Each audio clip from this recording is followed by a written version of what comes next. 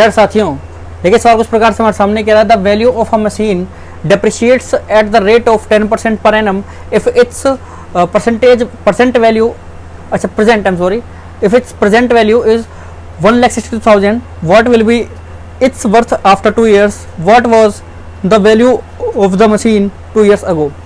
ठीक है सर, वही बात है हमारी। वो कह रहा है प्रेजेंट वैल्यू ये है, तो अब से 2 साल पहले क्या थी और अब से 2 साल बाद क्या होगी, यही पूछ रहा है आपसे। फिर से वही करेंगे सर, हमें कितना परसेंट दिया हुआ है सर, हमें दिया हुआ है 10%। तो 10% का मतलब यहाँ पर हम एक बार देख लेते हैं।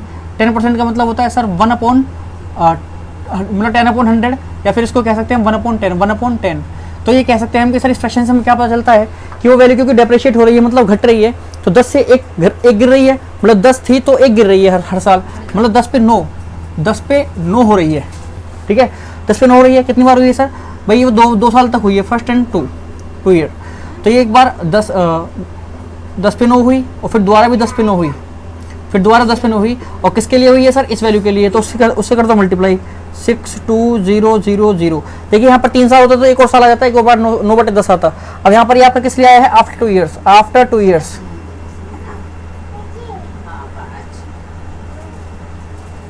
आफ्टर 2 ईयर्स, ठीक है। कुछ तरीके से यहाँ पर 1 0 से 1 0 कट जाएगी, ये आपकी कट गई, और इनके कर दो आपस में मल्टीप्लाई, तो हमारा आंसर मिल जाएगा।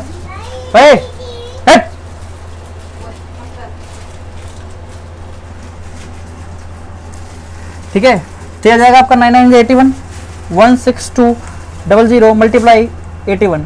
ठीक है, और इसके मल्टीप्लाई कर देंगे तो आपका आंसर मिल जाएगा आपको। इतनी जो है आपकी वैल्यू होगी उसकी 2 साल बाद की। चलिए मल्टीप्लाई कर देते हैं यहाँ पर, कुछ इस तरीके से होगी। ये लगी आपकी यहाँ पर 2 0 1 and 2, 81 की कर देंगे मल्टीप्लाई 162 में।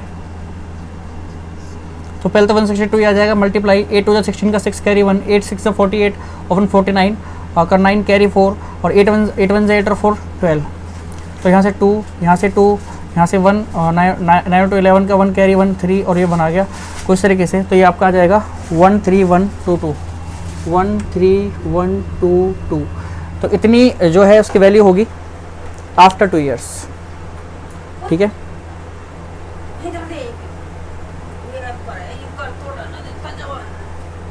अच्छा 1 0 कट जाएगी ना।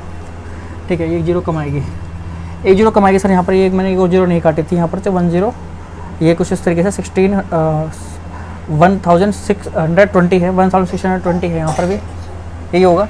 तो जब मल्टीप्लाई करेंगे तो ये आएगा आपका। तो उसकी वैल्यू बची है 1,31,220। ठीक है, अब वो आपसे कह रहा है कि बिफोर 2 ईयर्स, मतलब कि 2 ईयर्स अगो, तो 2 ईयर्स अगो की हम बात कर लेते हैं। जब हम बात करेंगे तो आपका फिर से वैल्यू तो यही रहेगी। ठीक है, अब इस पर क्या हो रहा है सर, अब वो 9 पे 10 ही हो रहा है, लेकिन अब उल्टा लिख देंगे इसको, बस आप उल्टा लिख दो, इसको 10/9 लिख दो ऐसे, और यहाँ पर भी इसको 10/9 लिख दो। 2 साल पहले पूछा है तो 2 बार लिखो, 3 साल बाद पहले पूछा है तो 3 बार लिख दो इसको। चलिए अब क्या करना है सर, यहाँ पर काट के देख लेते हैं। 6 और 2 8 9, 9 से कट जाएगा, तो 9 से कटा है कितनी बार, 9 1 जा 9, 9 1 जा 9, यहाँ से आपका कितना बचा, 7 बचा, 7 इधर जाएगा 72 और 9 8 जा 72।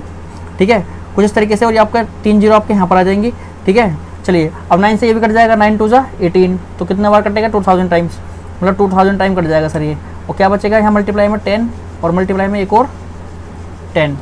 ठीक है, तो कुल मिला के आपका क्या हो गया, 2 0 आ जाएंगी, तो 2 0 0 0 0, यानी कि इतनी वैल्यू हो रही होगी उसकी आपका 2 साल पहले।